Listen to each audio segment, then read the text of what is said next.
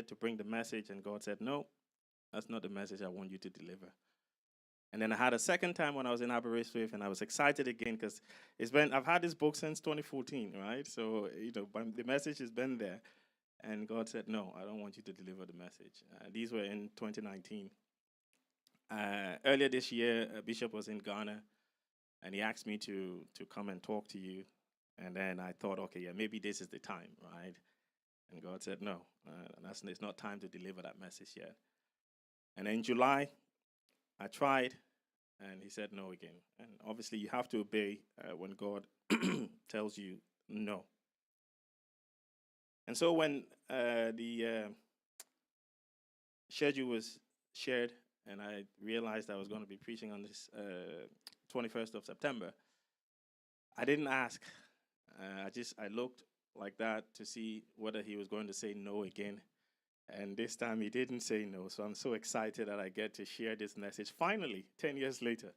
Because it's been getting dust. If you start to clear the dust off it like that, it's going to be. So the point I'm trying to make is it might go this way and that way and that way. But if you stick with me, by the time we get to the end, you understand why God wanted us to have this message at this time. The second thing I want to say before I get started is I will be using characters from the Bible to try and illustrate the points I want to make. But I will also be using my life as well. And if I say anything that you don't understand, please talk to me afterwards, and then I can explain where I was going with what I said. We are in the month of extraordinary completion. And I think a lot of us in this month expect the word yes from God, like all the time, because you're praying for completion, and when you ask God to complete you, you want him to say yes to completion. But the word no is also a part of extraordinary completion. There are a lot of parents in the room.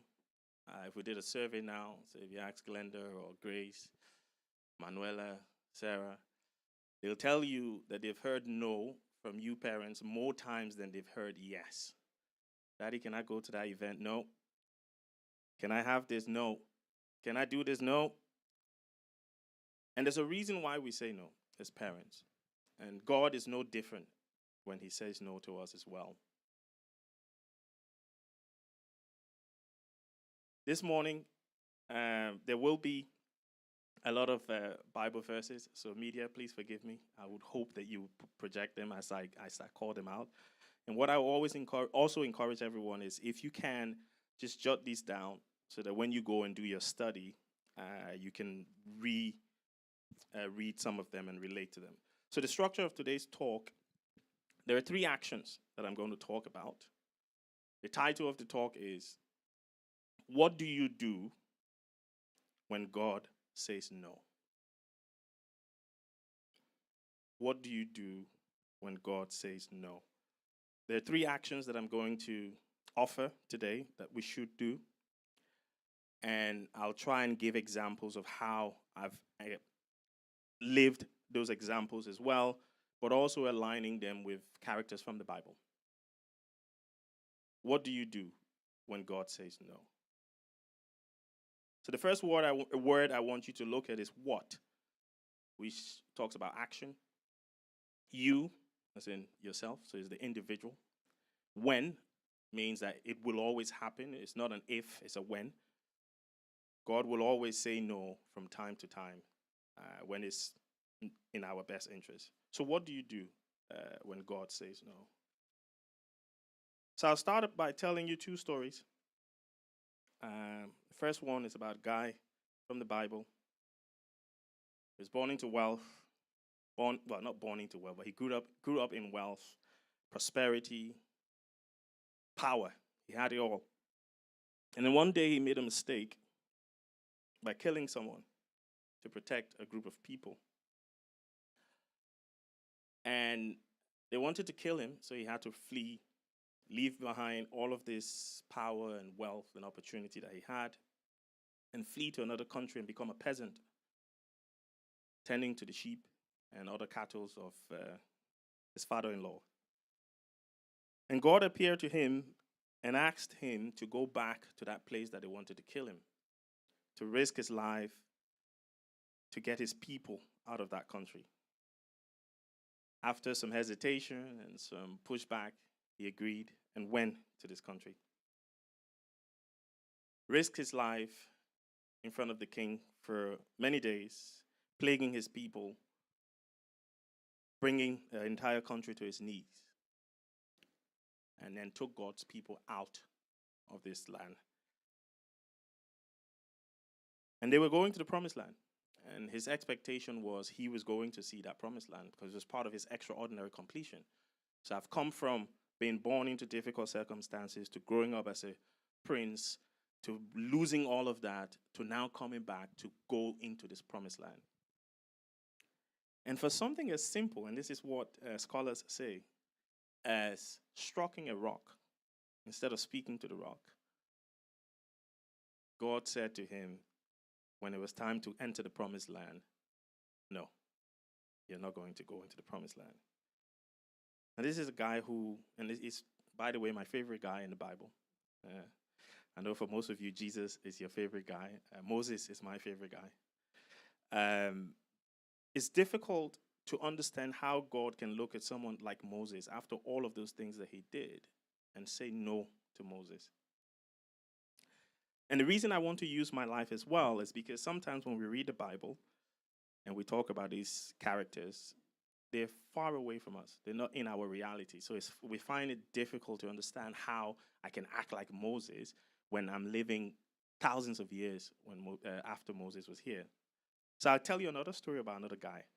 So in 2010, this guy, by then he was very handsome, right? Decided to, because his country was on the verge of developing. They had gone through a long civil war, and things were settling down. All of the young people who were abroad, who were educated, were returning home to come and help build this country. So he thought, I should go back home as well and contribute my quota to nation building. So he went home, got a nice job, marketing manager for the second largest bank in his country. He was flying high. He had a plan. This was in 2010. And the plan was, I'm going to work with the bank. I'm going to take a loan with good rates. Obviously, you work with the bank, so your rates will be very good. I'm going to buy a piece of land, build a house, and then I'm going to take a study grant, go back to the UK, get my master's in banking and finance, come back to the bank, and I'm going to be rich. Like, richy, rich, rich. And everything was going well. He was doing very well with the bank. He was bringing in millions and millions of dollars of business. Within 6 months, he had brought in about $10 million to the bank in business, and he felt that he was untouchable. And then the first thing that happened was his father was unwell, and he prayed to God, because he's a Christian, to save his dad, and God said no. September 2011. And less than a month after burying his father, there were rumors going around the bank that he was about to lose his job. Not because he was doing bad, but just because some people didn't like the fact that he was doing so well. And then he prayed to God again. God, please, I want to get rich, right? And I want to enjoy this life. And by the end of October, God said no, and he lost his job. And by this time, obviously, working at the bank, flying high, he was dating a minister's daughter as well. And, well, you're not marketing manager no more, so you can't be rolling with those kind of people. So she dumped him as well after he lost his job.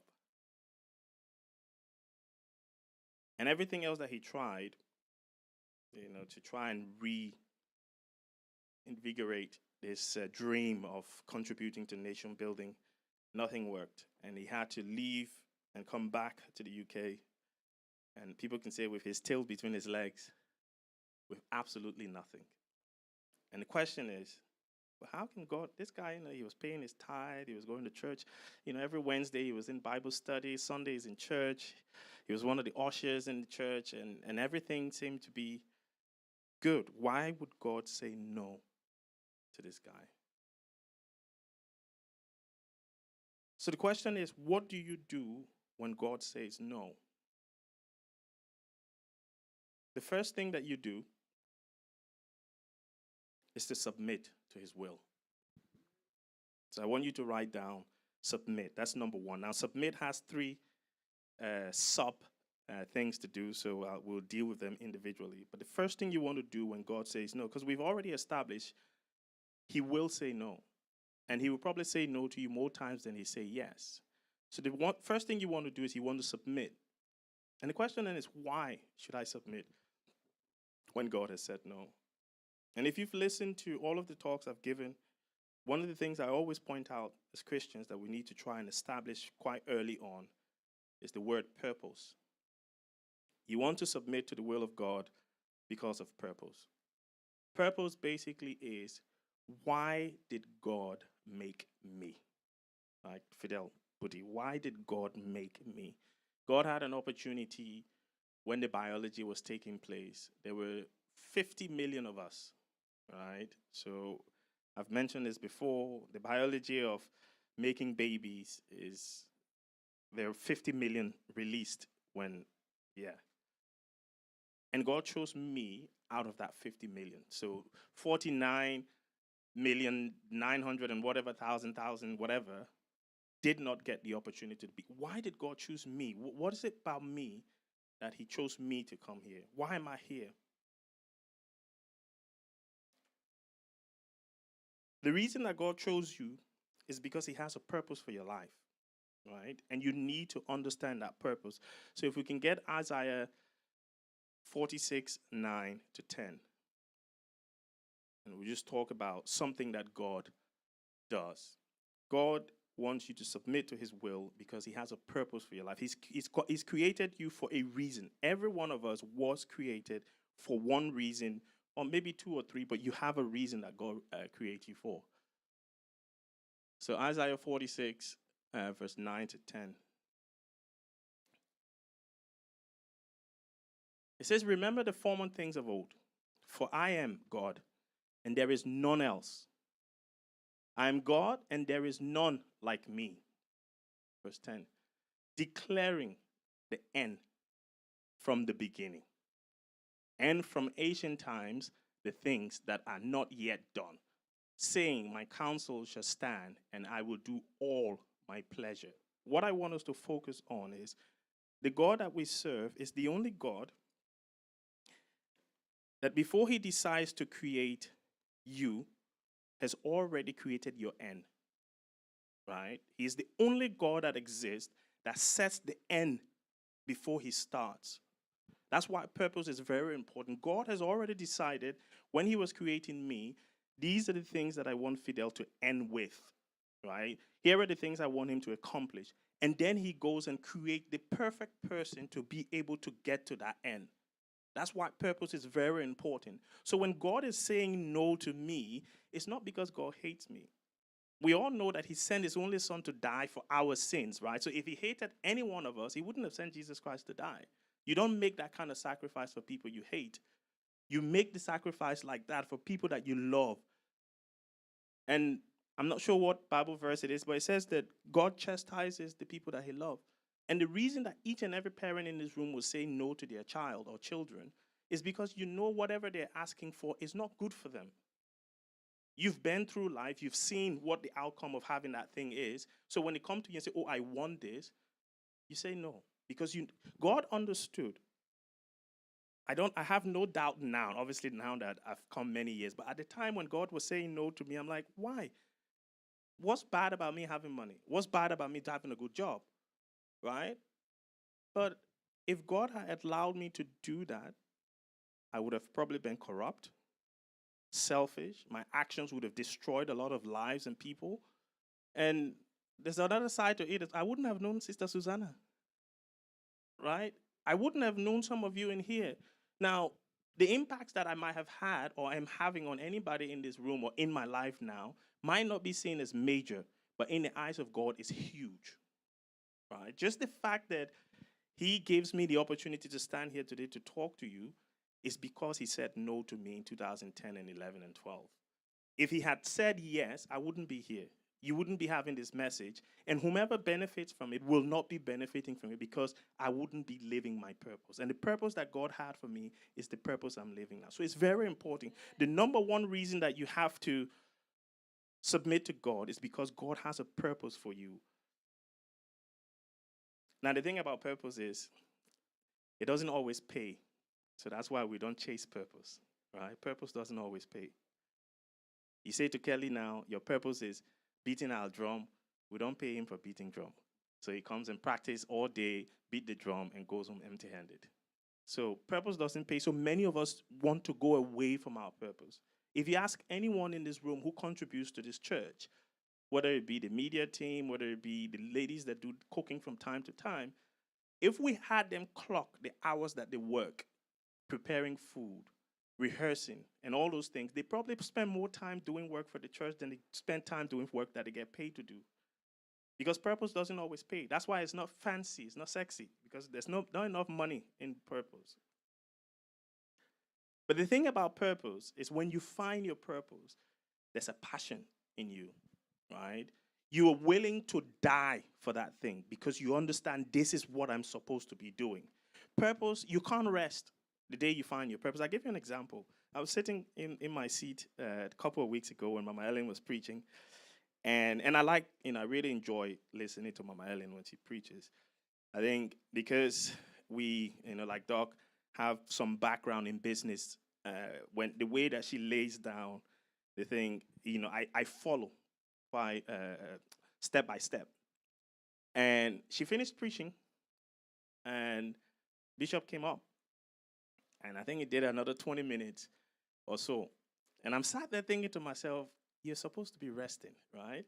The whole point of this particular season, you came and you told us that you're not well and you need some time to rest. And Mama Ellen came to preach that day so that you could rest.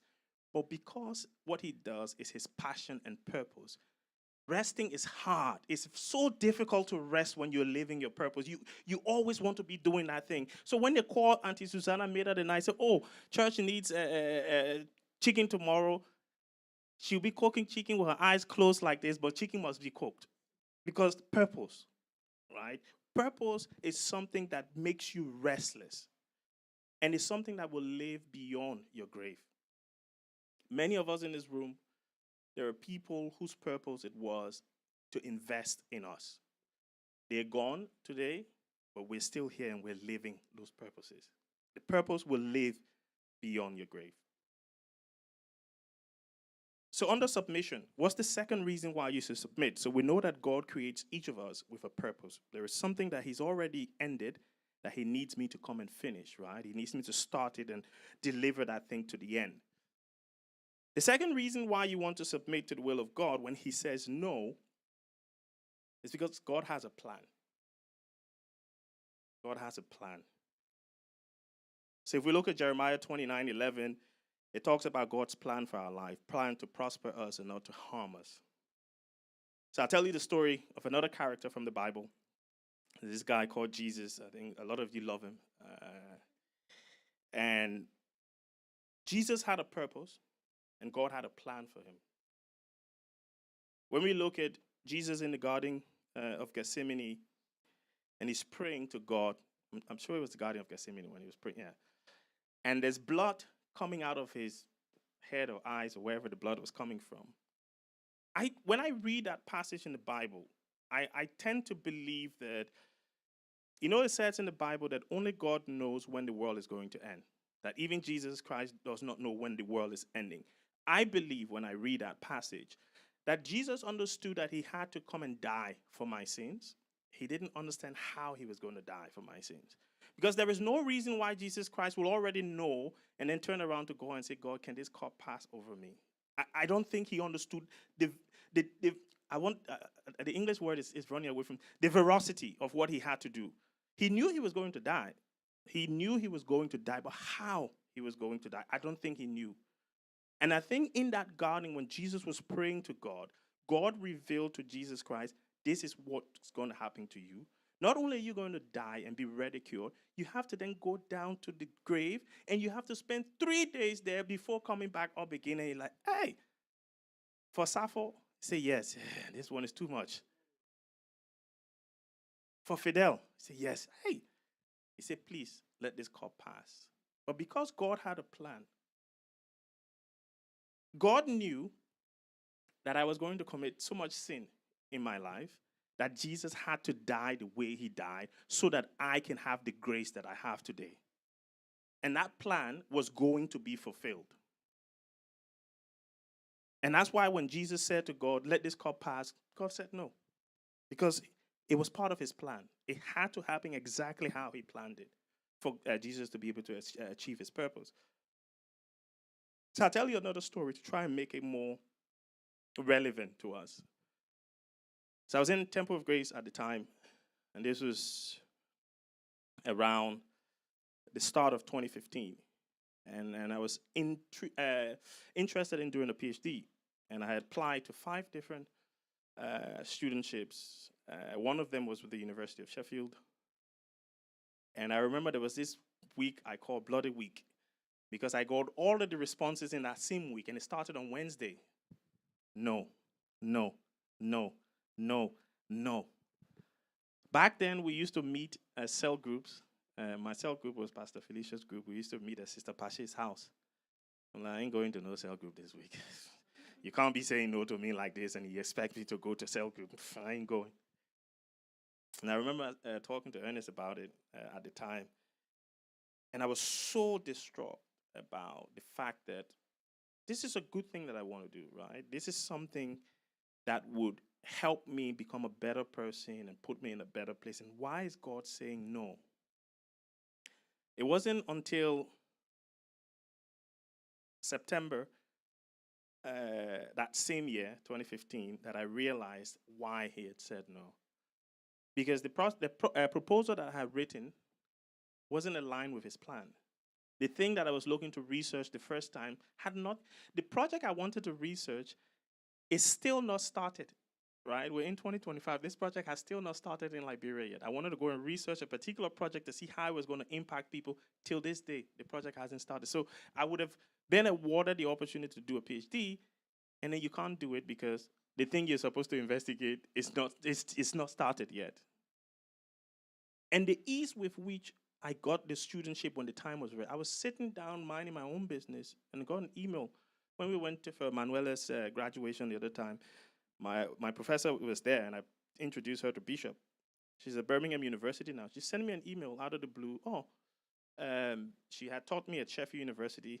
So there's this studentship I've seen that I think you would like. You should apply for it and put me down as one of your referees. And everything just tick, so easy. That's how you know this is the plan of God. Because whilst he was saying no to me before, and I was so angry, and it was a difficult process to go through, when he had brought what was actually in his plan, everything just went easy. You don't struggle when it comes to the things that God wants to do. So his plan is very, very important. The other thing that we need to do as well as Christians, we always need to have a plan, right? So as much as God has his plan for us, when we pray and understand our purpose, we always need to go to God with a plan. So if you want something done, don't just go and say, God, I want this. You need to have a plan that you can put before God, because he's a God of plans. So we'll look at Proverbs. We'll start in chapter 16, verse 3, and then we'll go to 19:21, and then 21:5, just to talk about the plan of God. So 16:3, say, commit to the Lord whatever you do, and your plans will succeed. It means that you, as much as God has a plan for you, once you understand your purpose, you need to develop a plan that you can take to God as well. So if we look at chapter 19, verse 21, please.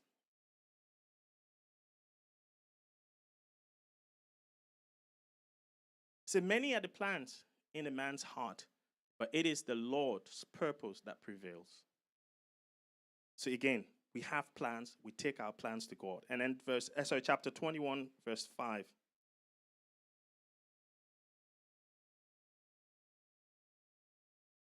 The plans of the diligent lead to profit as surely as haste leads to poverty. As in, when you rush, in Liberia, we say, when you rush, you will crush. Yeah. When you want to do something, you plan, and then you take that plan to God. And Doc mentioned this the other time when he was talking. I think he was introducing Bishop last week. He said, if you fail to plan, you plan to fail. Right? If you had this life that we're living, if you don't have a plan, and we talk about it when we talk about finances, we talk about it when we talk about anything, if you don't have a plan for your life, you're just planning to fail because you cannot succeed without your plan.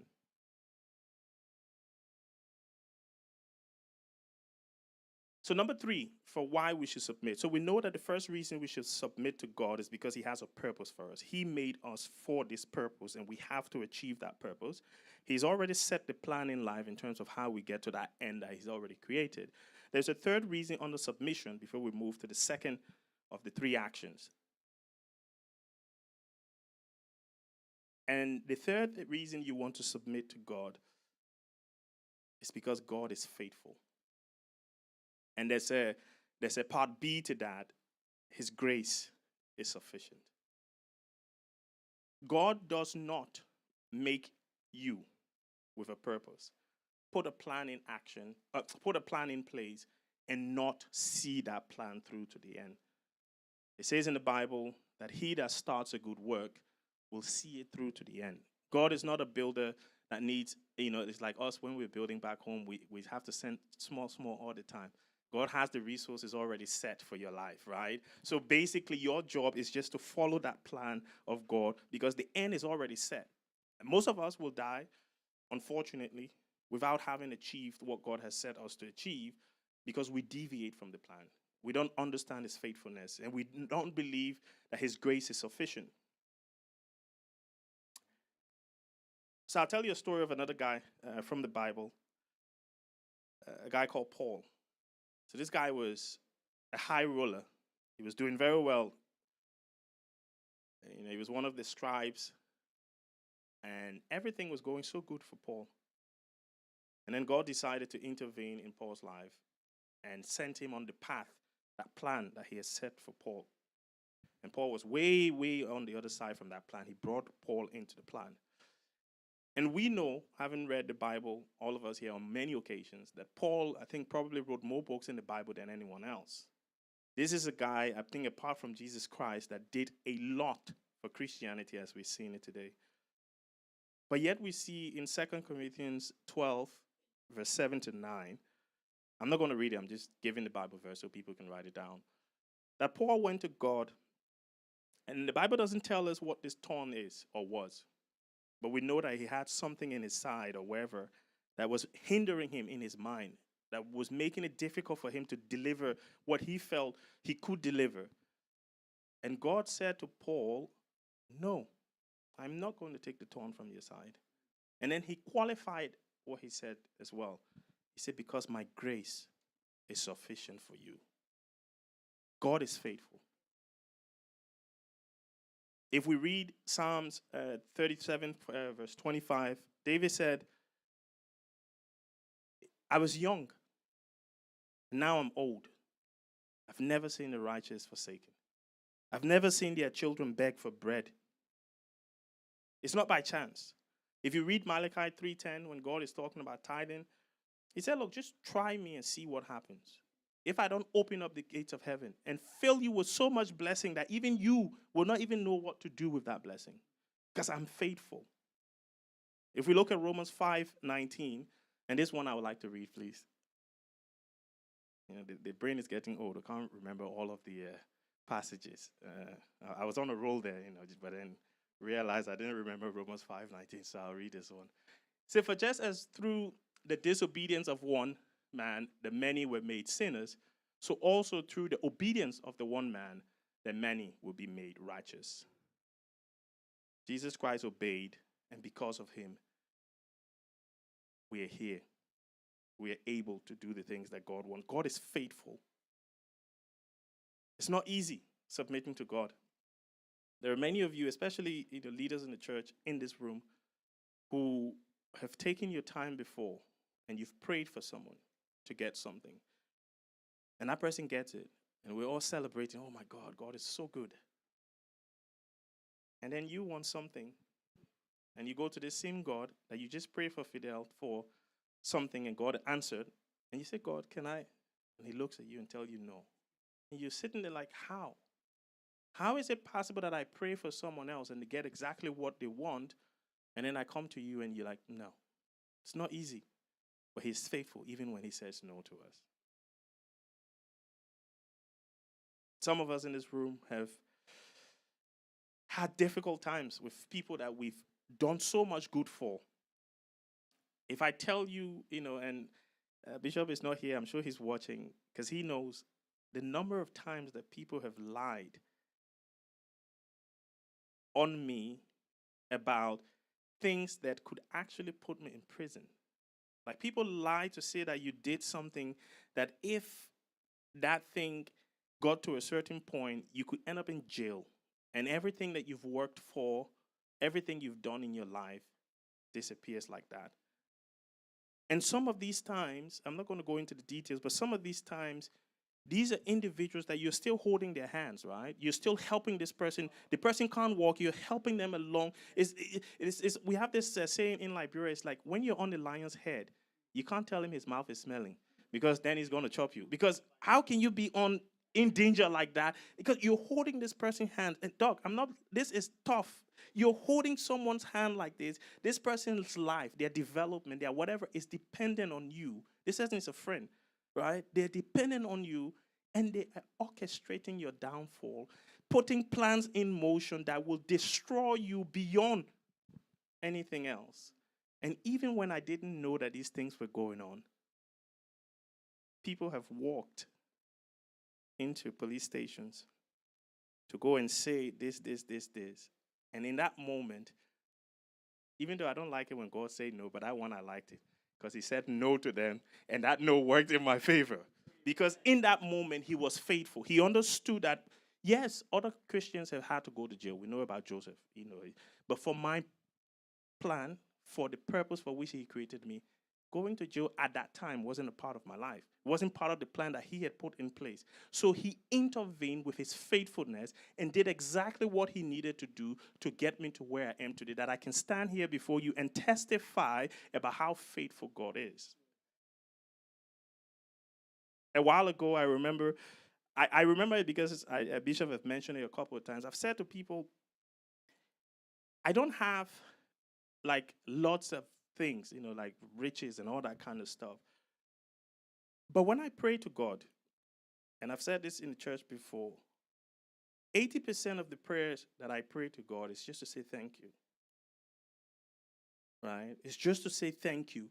Because when I look back at those difficult times, when people try to bring you to your knees, for no reason. Sometimes you've done nothing to this person, and they just look at you, they say, hey, this Mama Vic, she's looking too good.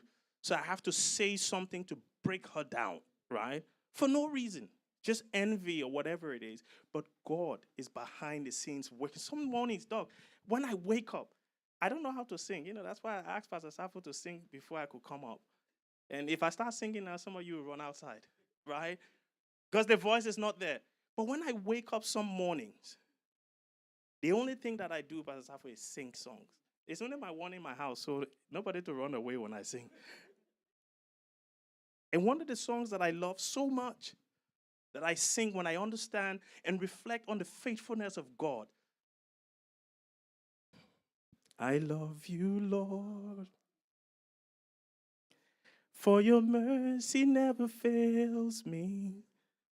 And all my days I've been held in your hands.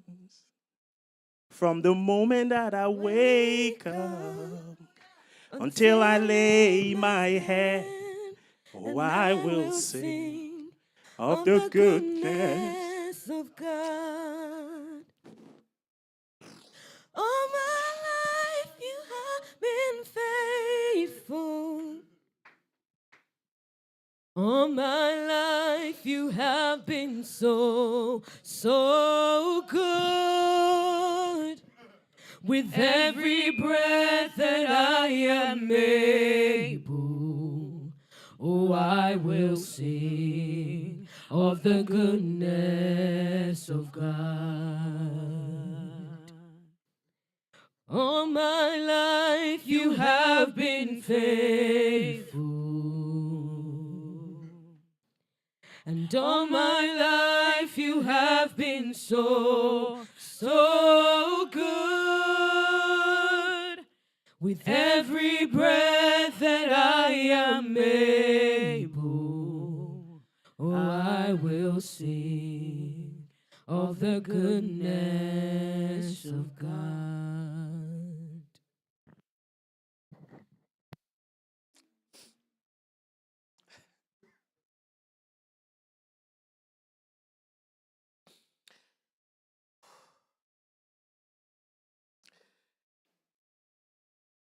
We've talked about why we should submit to God, because He has a purpose for our lives. It will be difficult in terms of living through our purpose. We talk about the fact that purpose is not always paying, and there are a lot of pain when God allows certain things to happen to us. And we've talked about the plan that God has for our lives, and the fact that He's faithful to that plan. So those are the three things I want to talk about under submission, why we should submit to God. The second thing you want to do when God says no is do not dwell in the past. Do not dwell in the past.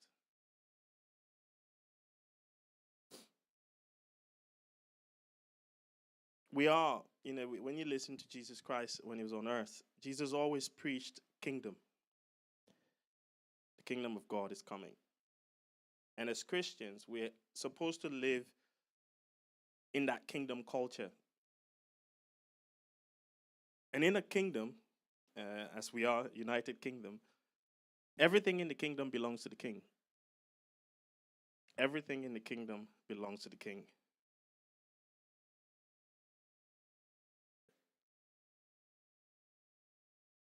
I know personally, when it comes to dwelling in the past, so I come from a tribal group in Liberia called the Kru people. And we are troublemakers, right? We like to fight. And not only do we like to fight, but we can haul. You know what hauling is, right? We can haul things. So if something happens, we don't just leave it like that. We will talk about that thing and talk about it and talk about it. Letting things go is not one of our strengths, right? But the problem with not letting things go as Christians is we waste so much time that we could be using for God's kingdom on thinking about how someone hurt you, thinking about things that you were supposed to do and didn't do, how you were supposed to be this rich and you're not that rich, and how this person took your money and didn't pay it, and this person hurt you, and this person lied on you, and whatever it was. We waste so much of our time. I know, for example, 2020 was a horrible year for me, and there were days I'll walk around my house and just talk to myself for hours and hours. Looking back on that now, you realize how dwelling in the past is dangerous for us as Christians, because you missed out on so many opportunities that you could have been using to develop yourself, to make yourself better, to see the world differently, to be able to transform and change the life of someone else. And this is the thing that I've come to realize.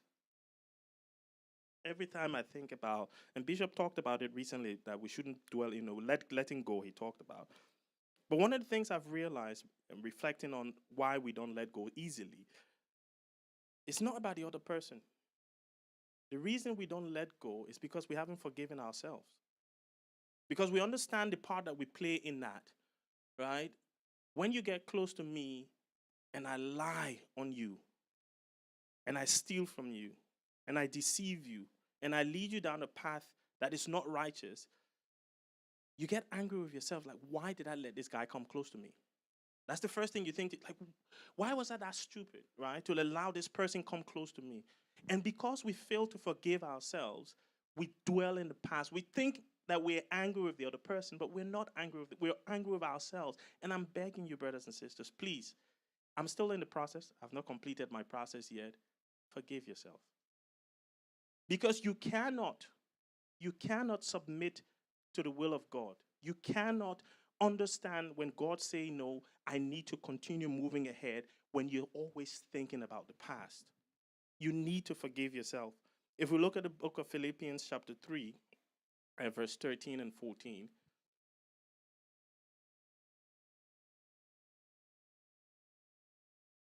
So Philippians 3, 13 to 14. He said, brothers, I do not consider myself yet to have taken hold of it. But one thing I do, forgetting what is behind and straining forward what is ahead. Straining towards what is ahead. Say, press on toward the goal to win the prize for which God has called me heavenward in Christ Jesus. You don't want to dwell in the past. Look, Paul had a lot in his past to dwell on. I believe that in those days when he's going through shipwrecks and in prison, he's sitting there and thinking, hey, this is me, Paul, that used to be beating people, now they're beating me. All right? He had a lot to think about, but he is saying to us, don't worry about what, because look, everything that has happened, like yesterday it rained, and some of us, we were supposed to play football yesterday, we had to cancel the football. It can't happen again. Yesterday's football is canceled. You can't do the past is gone. There's nothing you can do to change the past. Nothing. You can sit here and worry and cry and do whatever you want to do. The past is not going to change. Your action now is not to dwell in the past. Because God has said no already. And the reason he said no is because that thing wasn't good for you. If you had gotten those things, you wouldn't have been able to deliver on the purpose for which he created you. So do not dwell in the past.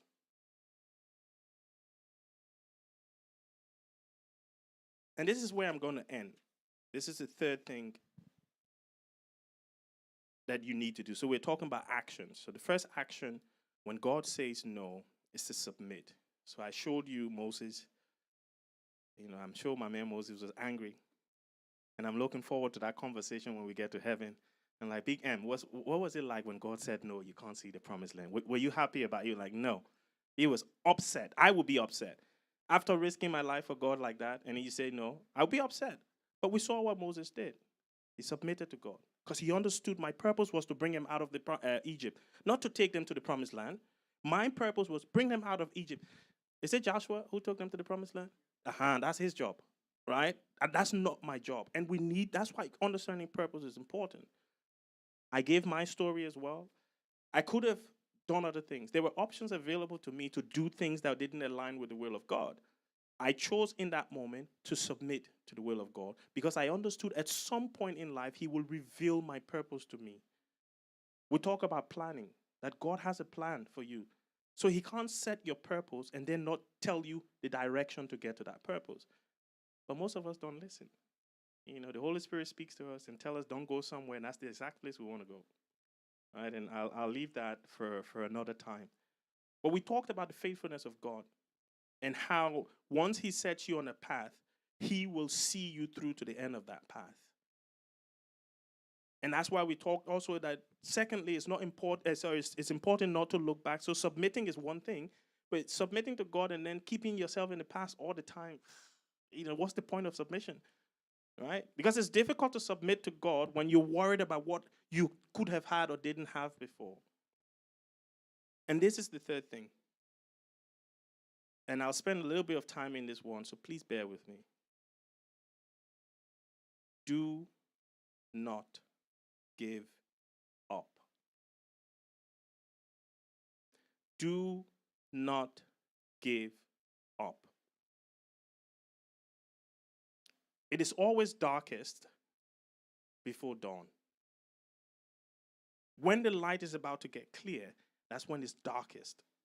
If you decided to stay up one night and just watch the dark, when it's the darkest, as soon as it goes past that, it starts to get clearer. But many of us, when it gets so dark, we give up.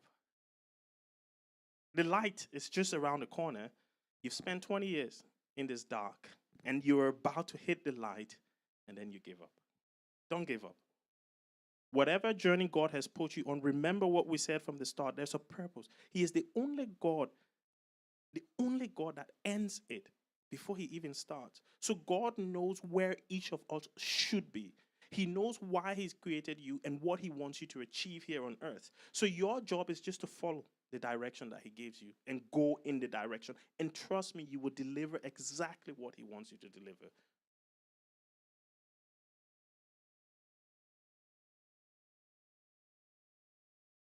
Hearing God say no can be so crushing. Trust me, it's crushing. Especially when you think that your plans are aligned with God's plan. Because there's nothing wrong with wanting, some extra money. There's nothing wrong with wanting to succeed in a certain career. I think about, and obviously he's not here, I'm sure he's watching online. I think about Bishop sometimes, and the other time I was sitting and reflecting on it. And the thing about God, I'll say something before I continue on that. The thing about God is every day he helps me see him more because of the things he does that aligns, right? So when we had our celebration for our anniversary, Ray preached to us, I think on the Saturday or Friday. And then on the Sunday, we had Dr. Shadrach preaching. And I was sat where Doc is sat now, and Ray was sat where Pastor Safo is sat. And as Dr. Shadrach was preaching, I tapped Ray on the shoulder like, I said, you know that everything he is saying is just aligning with what you said to us the other day. And if someone doesn't know, they would think that both of you sat down and compared notes before you came to talk. And Ray said, yeah, I can see how, yeah.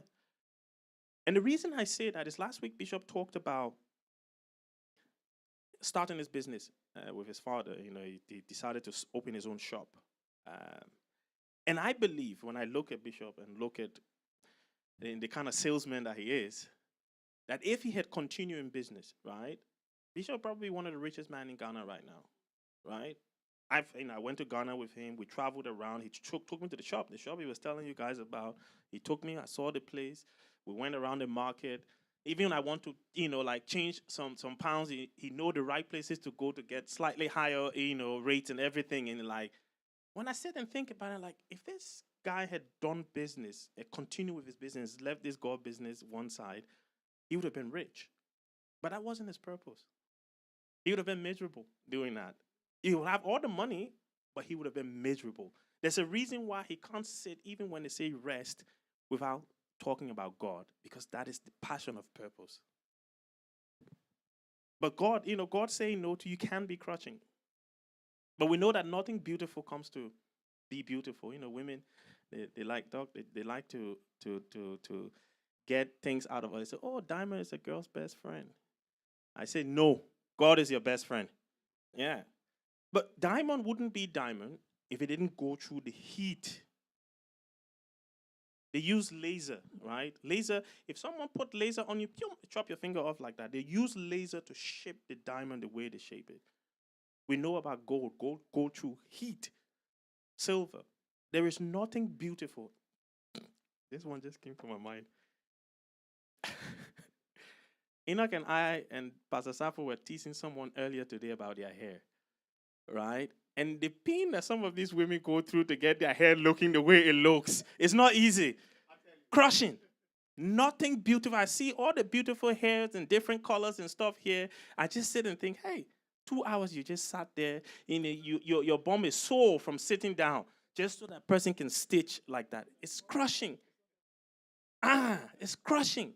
But you look so beautiful, all of you. So beautiful. But beauty has to be, you have to go through crushing. So when we're going through these difficult times, we need to, and when God is saying no to us, we know. I'll give you some examples. We talk about Paul already. We talk about Moses. Let's look at Job. We know Job went through some difficult times. One of my favorite guys in the Bible. Every morning I wake up, I've got a plaque at the bottom of my bed that has Job 1:21. Naked I came from my mother's womb, naked out. Because I used to like things. All right. Now, not so much. And it's that Bible verse that helped me to stop liking things. Because I understood by looking at that all of these things we're going to leave here when we're going. So why are you killing yourself? But they used to call me things etter. I used to like things. But Job went through it as well. He struggled. Why? Because God wanted to prove himself through Job. We know the story of Ruth, lost her husband, had to leave her people, go to another country with someone she don't know from anywhere. And she ended up meeting Boaz.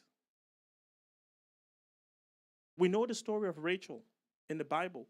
Do you know how difficult it is? And obviously the women in the room will probably know this better than me. But, okay, maybe not better because most of you are not second wives. But imagine you're a second wife and the first wife is just babies. Leah is just giving babies. And you're just there. Every time you pray to God, he says, no, it's not your time. Crouching. But in the end, in his extraordinary completion of Rachel, he allowed Rachel to birth Joseph. And it was Joseph that saved the people of Israel from a famine. That same Joseph was the reason that they ended up in Egypt so that God could bring Moses to then prove himself to the Israelites. But when she was going through all that, she didn't know that that was the end that God had created for her. All she could see was the crushing that she was going through. Don't give up. Every one of us here has something inside of it. God has put something inside of you, and he needs to bring that thing out. The world needs to benefit from what. Look, everyone in this room, sometimes people mistake my confidence for arrogance, right? Sometimes people, many times, because I know people have come up to me many times and said, oh, I thought you were a rude person. I'm like, it doesn't hurt because I understand why they say it. But when I walk in, there is no room that I walk into with my shoulders slumped.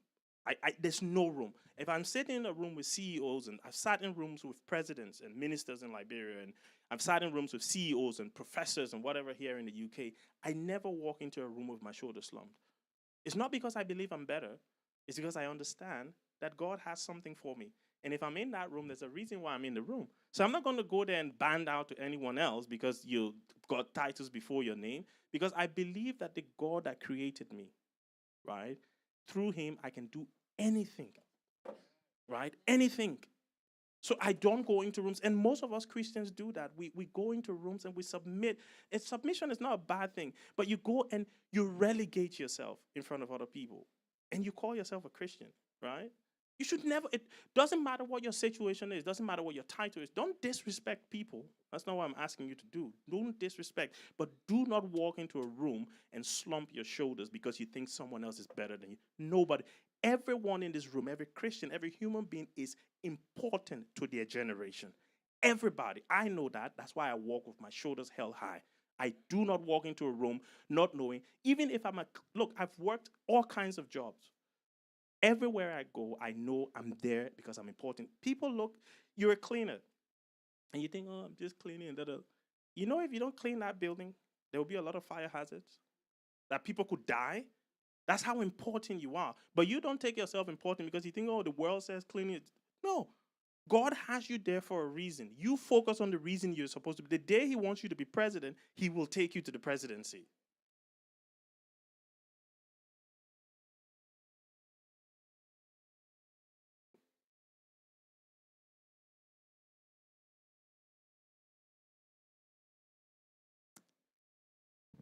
So we've got 2 Chronicles 15:7 that we'll read quickly. 2 Chronicles 15:7. We're talking about not giving up. 2 Chronicles. This is about what's his name? He was supposed to die. 2 Chronicles 15 verse 7. Is it the right one?